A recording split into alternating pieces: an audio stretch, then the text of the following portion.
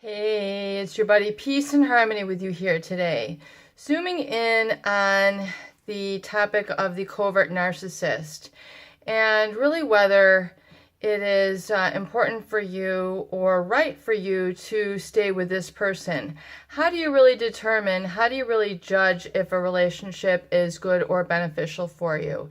This video is in response to a viewer who was married to a covert narcissist for over 25 years. And I was really moved by her story there, and having been with him for so long and really essentially had been doing quite a the heavy lifting. So I'm going to get into that in this video. Quick thing though, I do want to give a quick shout out to a cute viewer who had inquired about what kind of highlighter I wear on my makeup, which is like, on the cheeks and eyes. I enjoy the makeup, and it's called Bare Essentials Blush, B-L-U-S-H, and it's kind of like all natural highlighter. It's soft pink, so really translucent, really lightweight. I like the natural stuff, as you can tell, so I'm not into a lot of the toxic stuff. So there you go. Anyway, delving into the covert narcissist relationship, and how do you really determine if it's well worth your time? Should we try to salvage this? Should we try to repair this?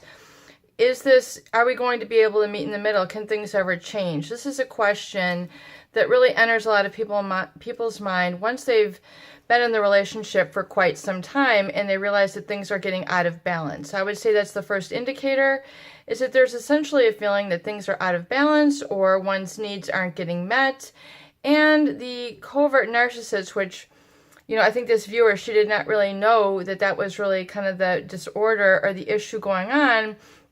But essentially now she had discovered that that is in essence really, a lot of the core issue going on with this sort of personality who is, impenetrably quiet, really keeps so much to themselves, and really to a point of being, judgmental. And it's not so much that they're just selfish.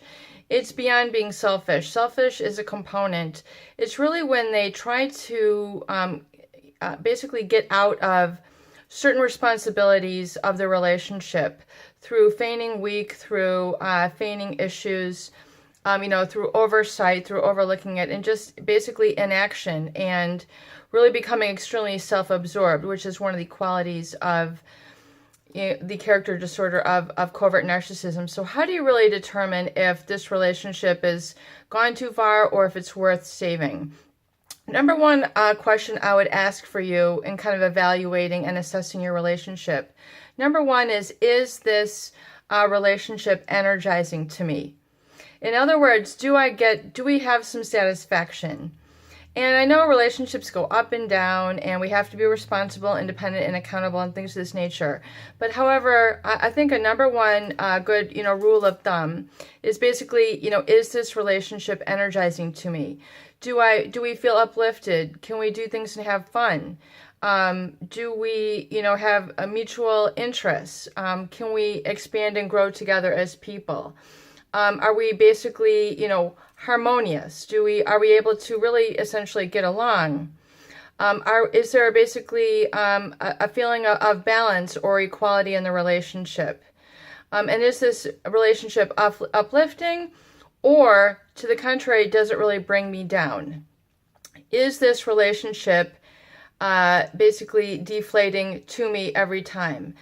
Do we have a real problem with every encounter, I'm feeling down, dejected, and not only rejected, but really sort of depleted? In other words, I feel kind of empty, I think is a feeling that a lot of people use to describe a sort of toxic relationship. So do you feel down? Do you feel like you're regressing in your life? In other words, do you feel like life is maybe passing you by? So these are some of the questions you can ask. And of course, no relationship is perfect. Relationships do require work, of course.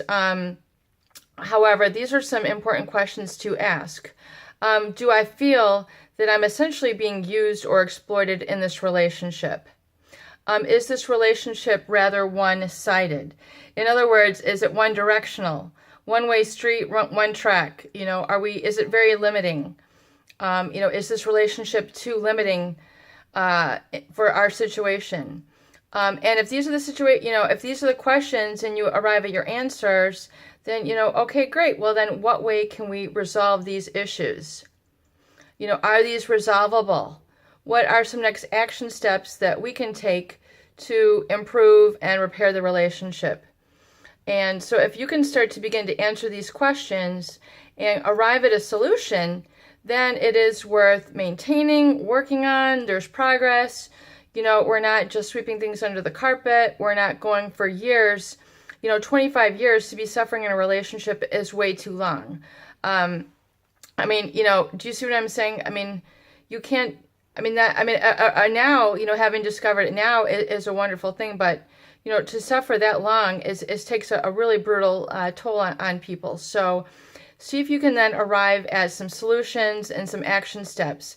But ultimately, if it's such a point where this person has so many issues, they have, they're so self-absorbed in their work, in their travel, in, their mentality, and they're very stubborn and resistive to change or open up, then you've got a serious issue. Otherwise, if you can repair some of these things and look at this person, maybe being a little bit opening up, but, please remember the number one rule of thumb is that you cannot change people. Peace and harmony with you here today. I hope these videos help. Please share and please subscribe for more great tools, videos, discussions, and support.